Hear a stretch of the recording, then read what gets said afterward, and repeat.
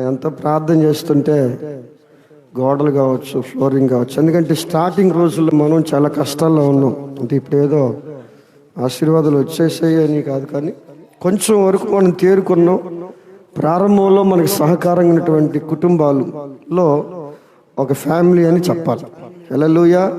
మరి దేవుడు వారిని, వారి కుటుంబాన్ని, మరి వాళ్ళ సొంత వాళ్ళ రక్త సంబంధులందరినీ కూడా నిండాలుగా నూరంతలుగా ఈ నూతన సంవత్సరానికి కావాల్సిన ఆశీర్వాదాలు ఇచ్చి దీవించినట్టుగా అందరూ రెండు చేతులు ఎత్తి ప్రభుకు స్తోత్రాలు చెల్లిద్దాం. స్తోత్రం, స్తోత్రం, స్తోత్రం, స్తోత్రం, స్తోత్రం, స్తోత్రం, స్తోత్రం, స్తోత్రం, స్తోత్రం, స్తోత్రం. మీకు స్వీట్స్, ఫ్రూట్స్ అన్ని తెచ్చారు. తర్వాత సందేశం అయిన తర్వాత తీసుకుందాం. ఓకే అమ్మా, ప్రైజ్ లార్డ్. ప్రైజ్ లోపలికి రండి, పిల్లలందరూ లోపలికి వచ్చి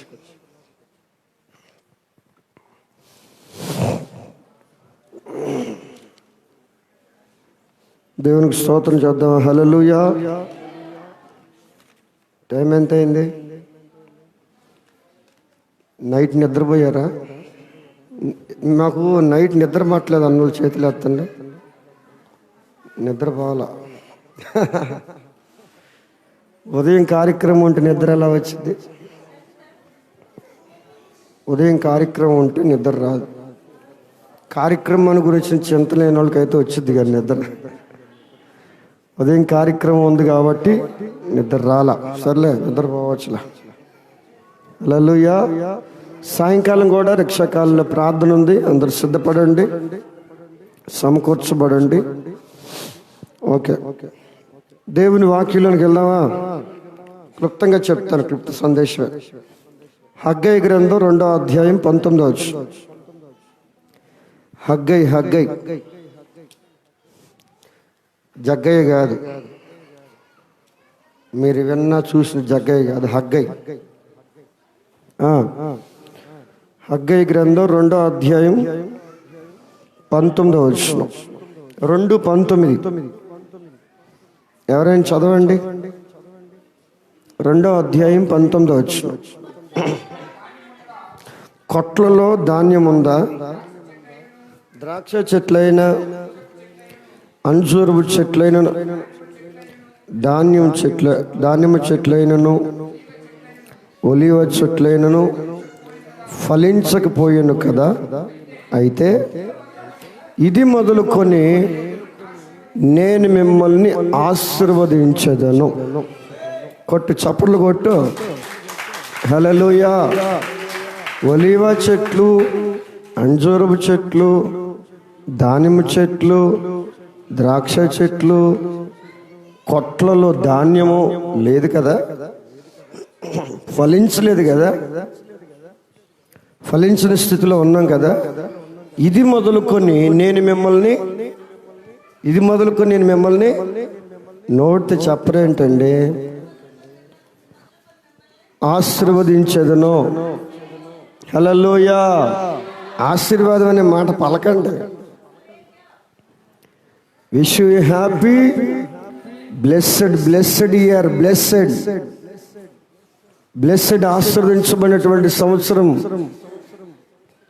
ఆశీర్వాదకరంగా ఈ సంవత్సరం మొదటి తేదీ నుంచే మనం ప్రారంభిద్దాం. ఇది మొదలుకొని నేను మిమ్మల్ని ఆశీర్వదిస్తా. From this day I will bless you. From this day, today, ఈ రోజు నుంచి నేను మిమ్మల్ని ఆశీర్వదిస్తున్నాను. నేనా వాక్యం చెప్పి నేను ఆశీర్వదించేది? నేను కాదు, నన్ను, నిన్ను, మళ్ళీ అందరినీ ఆశీర్వదించే సాక్షాత్తు దేవుడు. హల్లెలూయా.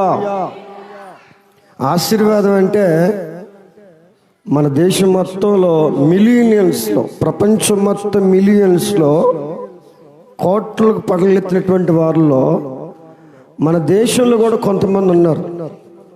మన దేశంలో అట్లాంటి వాళ్ళు చాలామంది ఉన్నారు. వాళ్ళలో ఒక ఆయన ముఖేష్ అంబానీ. ఎవరు?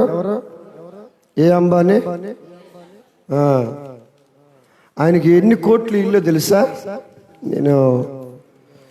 ఆయన కట్టుకున్న ఇల్లు ఎన్ని కోట్లు అంటే ఇంచుమించు చెప్తున్నాను చూడండి, అక్కడెక్కడ వస్తుంది, ఇంచుమించు 5,000 కోట్లు ఇల్లు. 500 కాదు, మనకి 5 లక్షలున్నా 5 లక్షలున్నా ఏదైనా చిన్న స్థలం ఇల్లు కొనేసుకున్నారు. 500 కాదండి, 5,000 కోట్లు ఇల్లు. ఎంతమంది ఉంటారు ఆ ఇంట్లో? ఎంతమంది ఉంటారు? 5 ఉంటారు. ముఖేష్ అంబానీ ఇంట్లో 5 ఉంటారు. 5,000 కోట్ల ఇల్లు. మరి ఇల్లు తింటారా? అప్పుడప్పుడు ఏమైనా ఇడ్లీలు దోశలు తింటారా వాళ్ళు మనకులాగా? వాళ్ళకి అంత ఫ్రీడము, హృదయంలో స్వచ్ఛత, సంతోషం ఉంటుందో లేదో. వాళ్ళకి ఫస్ట్ కరెంటు బిల్లు ఎంత వచ్చిందో తెలుసా?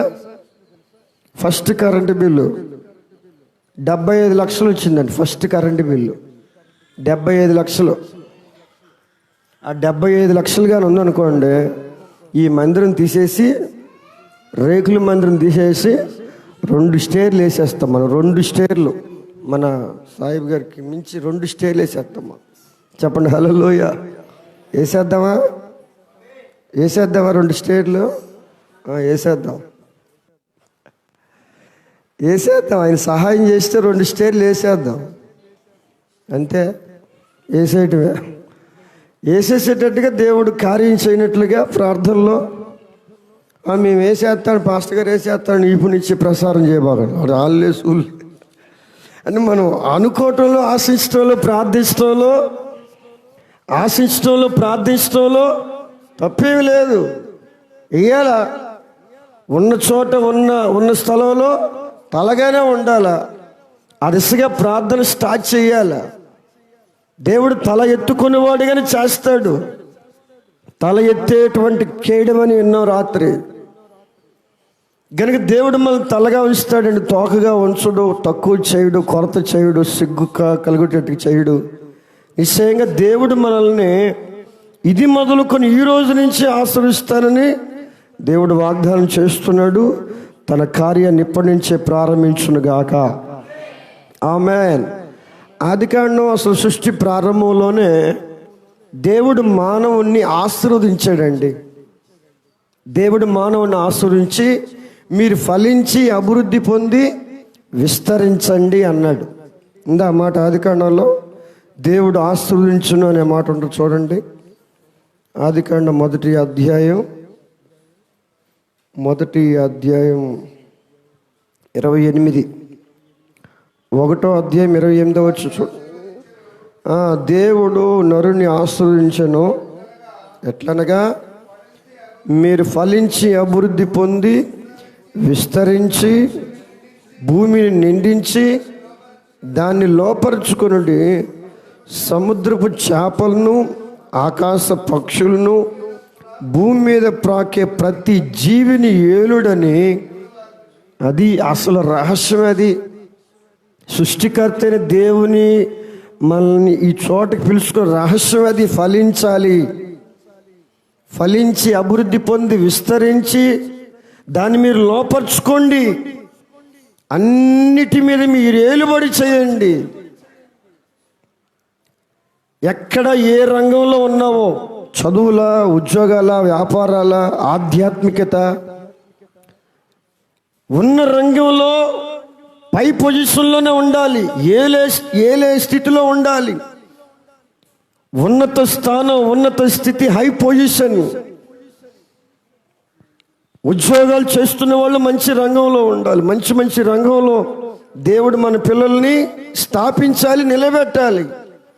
ఫలానా రంగంలో మన విశ్వాసుల బిడ్డలు ఉన్నారు, ఫలానా ఉద్యోగంలో, ఎంఆర్ఓ ఆఫీస్లో, కలెక్టర్ గారి ఆఫీస్లో మన సంఘానికి వచ్చే ఉద్యోగస్తులు అక్కడ ఉన్నారు అని మనం చెప్పుకోగలగాలి. ఫలానా విజయనగరం డిస్టిక్ ఎస్ఐ, డిస్టిక్ మొత్తానికి ఎస్ఐ, ఆ ఏరియాలో ఒక మన వ్యక్తి ఉన్నాడు అక్కడ.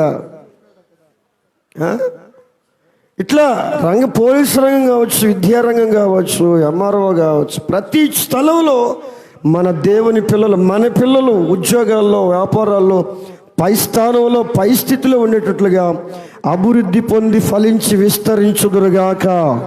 హల్లెలూయా. ఒక తండ్రికి ఒక్కడే కొడుకు అనుకుందాం. ఆ కొడుకుకి బాగా చదివించాలని తల్లిదండ్రుల ఆశ. ఇక ఎంత చదివించాలంటే కలెక్టర్ స్థాయిలోనికి వెళ్ళాలి. జిల్లా మొత్తం కలెక్టర్ చేతిలోనే ఉంటుంది. కలెక్టర్ చెప్తేనే ఏదైనా, నాయకులైనా సరే, అధికారులు, నాయకులు. ఇక కలెక్టర్ వేస్తే ఇక అధికారులు లేరు, నాయకులు లేరు. వాళ్ళు ఎంపీలు, ఎమ్మెల్యేలు ఎవరైనా కావచ్చు. వాళ్ళకి అన్ని పవర్స్ ఉంటాయి. డిస్ట్రిక్ట్ మొత్తం ఐఏఎస్ అంటారు కదా. చూడండి, ఇప్పుడు తల్లిదండ్రులు ఆలోచన ఏంటంటే కలెక్టర్ స్థాయిలో ఉండాలి. నా బిడ్డని అంత చదివించాలి. నేను ఎన్ని కష్టాలు పడినా పడలే, ఎన్ని బాధలు పడలే. మరి వాళ్ళ నాన్న ఉద్యోగం ఏంటి? వాళ్ళ నాన్న ఉద్యోగం ఏంటంటే కానిస్టేబుల్. పాపం రోడ్డు మీద కానిస్టేబుల్, ట్రాఫిక్ కానిస్టేబుల్. 4 రోడ్ల మధ్యలో సిగ్నల్స్ దగ్గర ఉండి అందరికి సెల్యూట్ చెప్తా ఉంటాడు. పాపం ఎవరన్నా ఒకే అని పోలీసులు వెళ్తా ఉంటే అందరికీ సెల్యూట్ చెప్తా ఉంటాడు. మేము ఫలానా ఎమ్మెల్యే క్యాండిడేట్లు రా, మేము ఫలానా ఎంపీ క్యాండిడేట్లు అంటే పాపం వాళ్ళకు కూడా సెల్యూట్ చెప్తా ఉంటాడు. కానిస్టేబుల్ కదండి. ట్రాఫిక్ మాత్రమే తను చూసుకుంటా ఉండాలి. మేము ఎమ్మెల్యే క్యాండిడేట్ని, ఫలానా క్యాండిడేట్లు అంటే వాళ్ళు ఏం అనకూడదు. మళ్ళీ ఆ ట్రాఫిక్ కానిస్టేబుల్ మన 3 రోడ్ సెంటర్లో కొంతమంది నిలబడతారు కదా, వాళ్ళు ఎందుకు నిలబడతారో తెలియదు. పాపం ఎవరిని ఏమనరు. ఏదైనా అంటే ఫోన్ వచ్చిద్ది అని భయం ఏమో పాపం వాళ్ళకి. అప్పుడప్పుడు పట్టుకుంటారులేండి.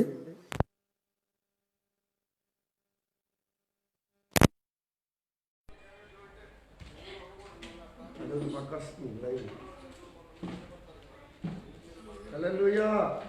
ఇప్పుడు ఈ ట్రాఫిక్ కానిస్టేబుల్ ఏం చేస్తాడంటే వర్షంలో తడవాలి, ఎండకి అంటారు. పాపం ఆయన పరిస్థితి చాలా దయనీయం. ఒక రోజున ఉద్యోగం వచ్చిందండి, వాళ్ళ కొడుకు ఉద్యోగం వచ్చింది. ఐఏఎస్ కలెక్టర్ ఆఫీస్ ఉద్యోగం వచ్చింది. ఇక వాళ్ళ తండ్రి సంతోషం మీరు ఒకసారి ఆలోచన చేయండి. ఏంటయ్యా తండ్రి సంతోషం అయ్యా అంటే, నేను అందరికీ సెల్యూట్ చెప్పాలరా, కానీ ఇప్పుడు అందరూ నీకు సెల్యూట్ చేస్తారు. చెప్పండి హల్లెలూయా.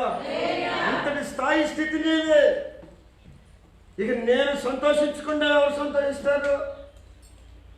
మన పిల్లలు గొప్పవాళ్ళు అవుతూ ఉంటే, ఆశ్రయించబడుతూ ఉంటే, ఉన్నతమైన చదువులు చదువుతూ ఉంటే, దైవ జ్ఞానం నిండుకొని, దేవుని భయం కలిగి, వాళ్ళ సమయాన్ని సద్వినియోగం చేసుకుంటూ, వ్యర్థం చేసుకోకుండా, సమయాన్ని, ఆరోగ్యాన్ని పాడు చేసుకోకుండా, వాళ్ళ మనసుల్ని, వాళ్ళ ఆలోచనలు చెరుపుకోకుండా, వాళ్ళ విజన్, వాళ్ళ దర్శనం ఏంటో, వాళ్ళ గోల్ ఏమిటో ఎరిగి ఆ దిశగా నడిపించబడుతున్నప్పుడు, తల్లిదండ్రులే సంతోషపడినప్పుడు దేవుడు సంతోషపడ్డా. చప్పట్లు కొట్టండి గట్టిగా హల్లెలూయా. హల్లెలూయా. మన పిల్లలు ఆ స్థితిలో, ఆ స్థాయిలో తల్లిదండ్రులు సంతోషపెట్టగలిగేటట్లుగా, దేవుని సంతోషపెట్టగలిగేటట్లుగా, ఇక తల్లిదండ్రులు సంతోషపడుతున్నారయ్యా అంటే నిశ్చయంగా దేవుడు కూడా సంతోషపడుతున్నారు. దేవుని ఆశీర్వాదం. చెప్పండి అమ్మా. దేవుని ఆశీర్వాదం అంటే ఏంటి? ఆశీర్వాదం అంటే తెలుసా? నీవు నేను ఆస్వాదించబడ్డావంటే ఆశీర్వాదానికి వారసులుగా ఉండాలి. అంటే బైబిల్లో ఉన్న ఒక్కొక్క యూదుని చెంగు పట్టుకొని ఎంతమంది వస్తారు? 10 మంది వస్తారంట. 10 మంది నిన్ను వెంటాడుతున్నారు, 10 మంది నిన్ను వెంబడిస్తున్నారు, 10 మంది నీతో కలిసి నీ దగ్గరికి, నువ్వు ఎక్కడికి వెళ్తాను రావాలని ఆశపడుతున్నారంటే, నువ్వు ఉన్నటువంటి సహవాసానికి, దేవుని సంఘానికి వెళ్ళాలని వారు కోరుకుంటున్నారంటే నువ్వు ఎంత ఆశ్రయించబడ్డావు,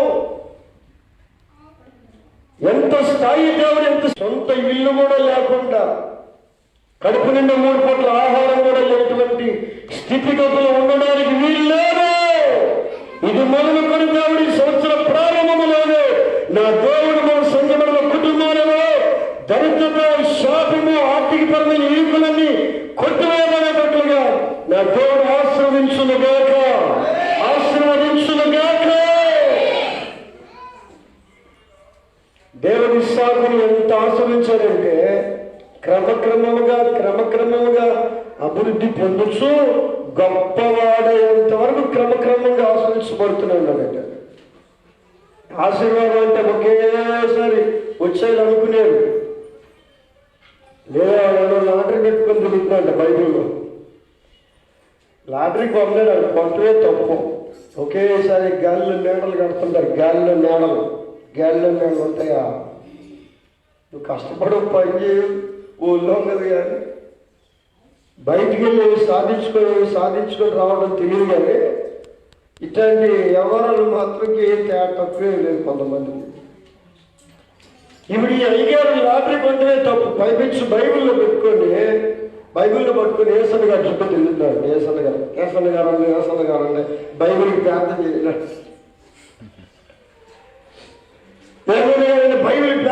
బైబిల్ ప్రార్థన చేయాలన్నాడు ఏసన్న గారు.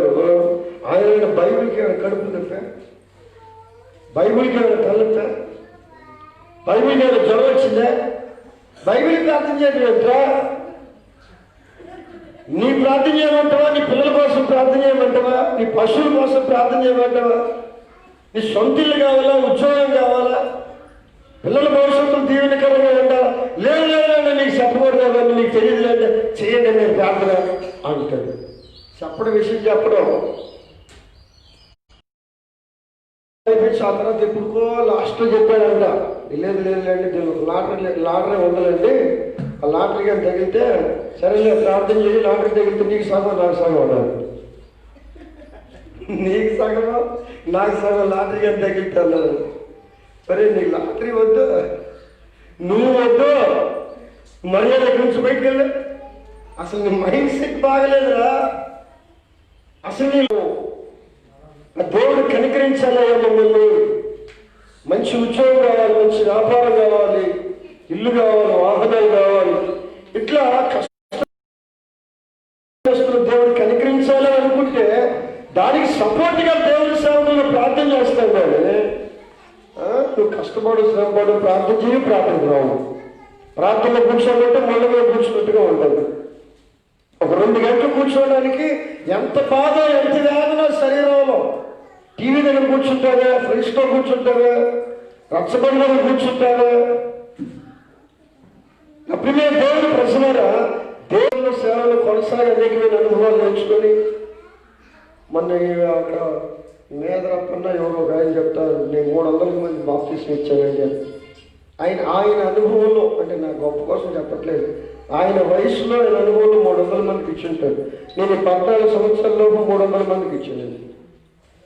అంటే ఇక్కడ ఇవ్వలేదు కానీ 300 మంది దాటే ఇచ్చాను నేను బాప్తిస్మం, లెక్కలు ఉన్నాయి.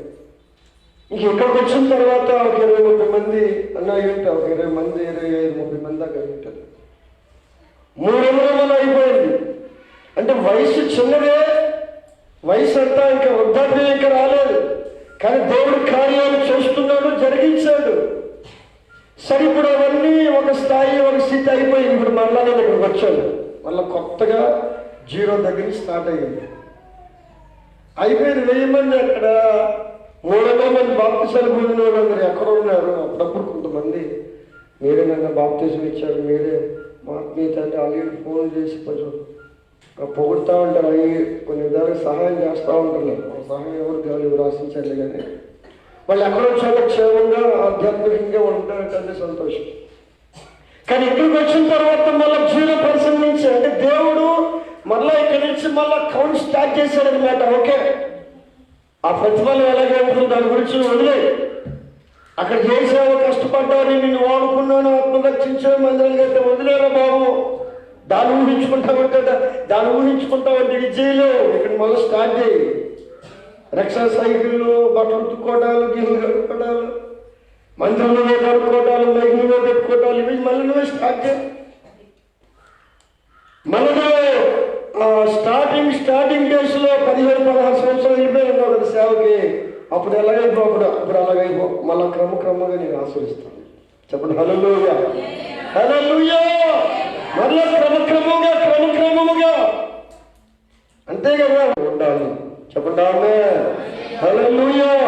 ఇంకొక మాట చెప్పి మూవీ చేస్తాం. ద్వితీయోపదేశకాండ 28వ అధ్యాయంలో, ద్వితీయోపదేశకాండ 28 మొదటి నుంచి చూడండి.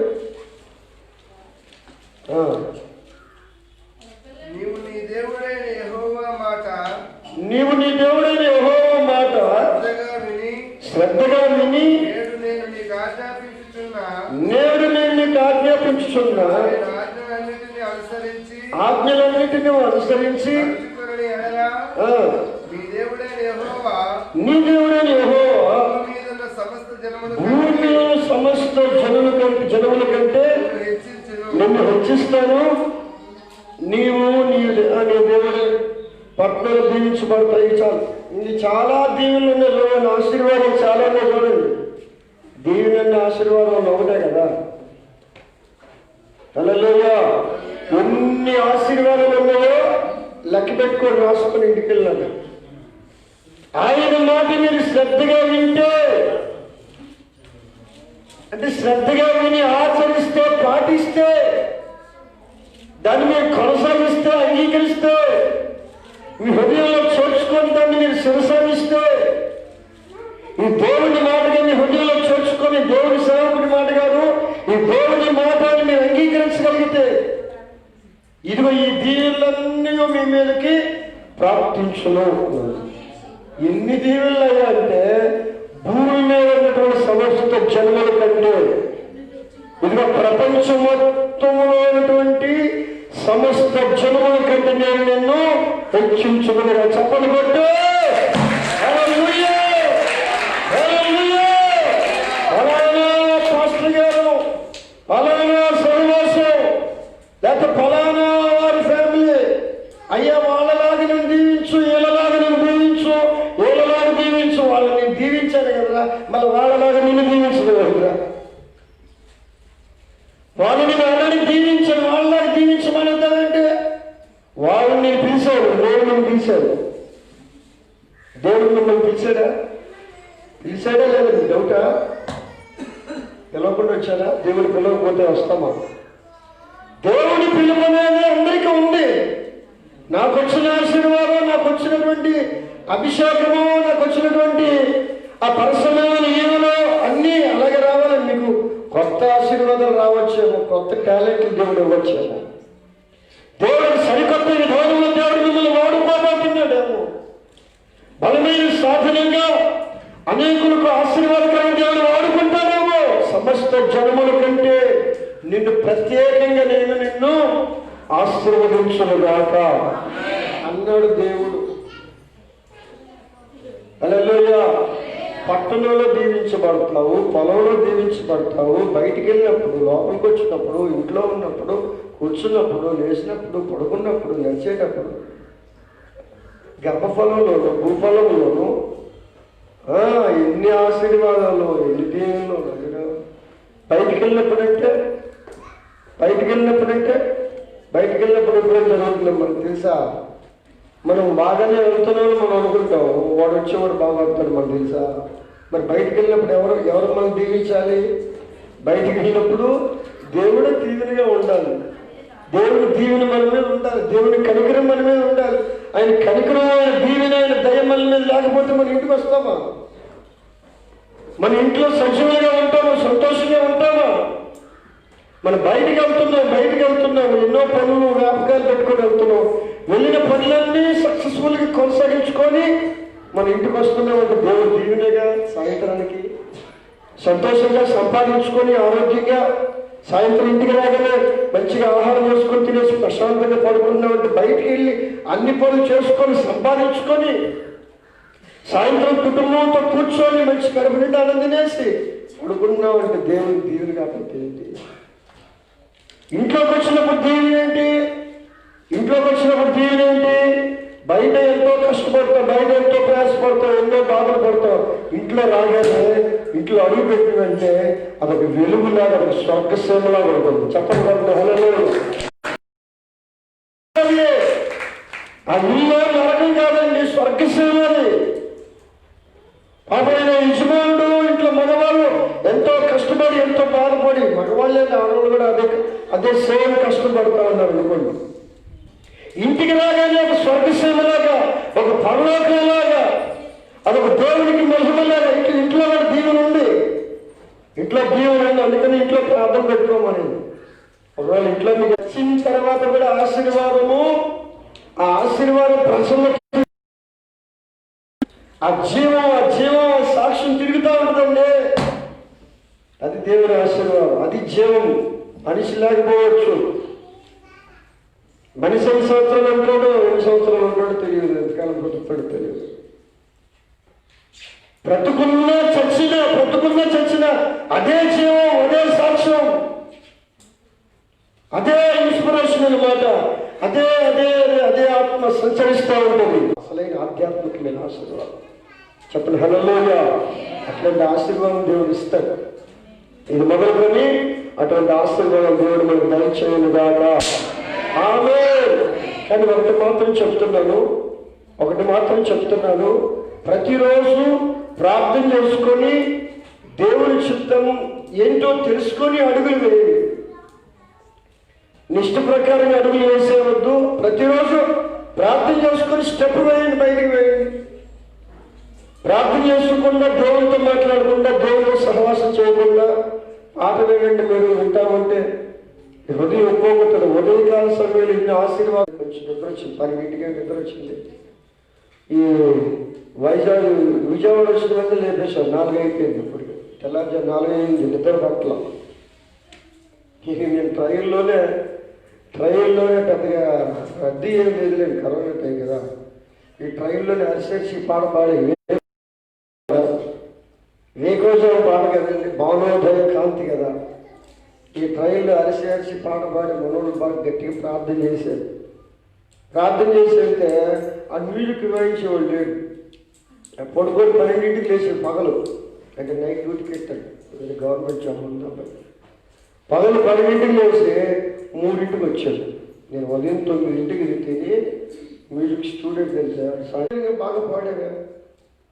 లేదు, దేవుడు సహాయం చేశారు. చెప్పండి హల్లెలూయా. ఎవరు సహాయం చేశారు? ఇక అది దానిలో మ్యాటర్కి వేరే మ్యాటర్ అంటే దానిలో ఏం లేదు. చూడండి, వేసే ప్రతి అడుగు, చేసే ప్రతి కార్యం సఫలం అవ్వాలి అంటే ఉదయకాలం మనం ఏం చేయాలి? ఆ దేవుని చిత్తము, అయ్యా నీ చిత్తమే సిద్ధించుందిగా, ఇదిగో వెళ్తున్నాను, నీ చిత్తమే సిద్ధించుందిగా, ఇదిగో ఈ పని చేస్తాను, నీ చిత్తమేనయ్యా అనేది ఒక మాట రండి. ఇప్పుడు కాదు, హల్లెలూయా. నీ చిత్తం బాగా అంటాడు. సంవత్సరం వేడుకల్లో ఉన్నాం కదా, ప్రతిరోజు నీ చిత్తమేనయ్యా, నీ చిత్తమేనయ్యా ఇక వెళ్తున్నాను, ఇక పని చేస్తాను, నీ చిత్తమే అంటే అప్పుడు ఆయన చిత్తం ఆయన చేసుకుంటాడు. మనం అనుకుని ఆయన ఏం చేయడు. ఇప్పుడు మనం అనుకుని చేస్తే ఆయన అనుకుని ఎప్పుడు చేయాలి? కానీ దేవుని ఆశీర్వాదం అంటే దేవుని చిత్త ప్రకారం సాగిపోతా ఉంటే అది అసలైన ఆశీర్వాదం. అసలైనటువంటి దేవుడు, ప్రత్యక్ష దేవుడి మహిమ అప్పుడు వస్తుంది. అసలైనటువంటి జీవము, ఆరోగ్యం దేవుడు మనకు వచ్చును గాక. సాయంకాలం ఇంకా చాలా విషయాలు వింటాం. సాయంకాలం వచ్చాయి, వర్షాకాలంలోకి వచ్చేది అందరూ.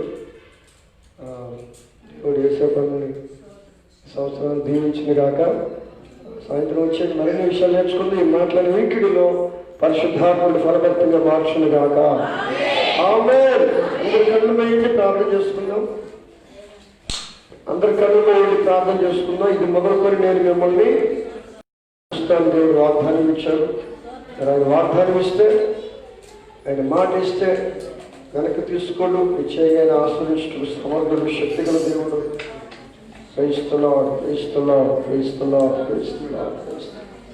హల్లెలూయా, హల్లెలూయా, హల్లెలూయా, హల్లెలూయా, హల్లెలూయా. వచ్చాడు వారం ప్రభు బలాలుగా. రేపు రాత్రి శుద్ధీకరణ ప్రార్థన, రేపు శనివారం, నాకు మళ్ళా సోమవారం ప్రయాణం ఉంది. కాబట్టి ఇస్సాకుని మీరు ఆస్వాదించారు. యేసయ్యా, అసలు సృష్టి ప్రారంభంలో మనిషిని మీరు ఆస్వాదించి అభివృద్ధి పొందమన్నావు. నీ సృష్టి ప్రణాళికే మేము ఆస్వాదించబడాలని.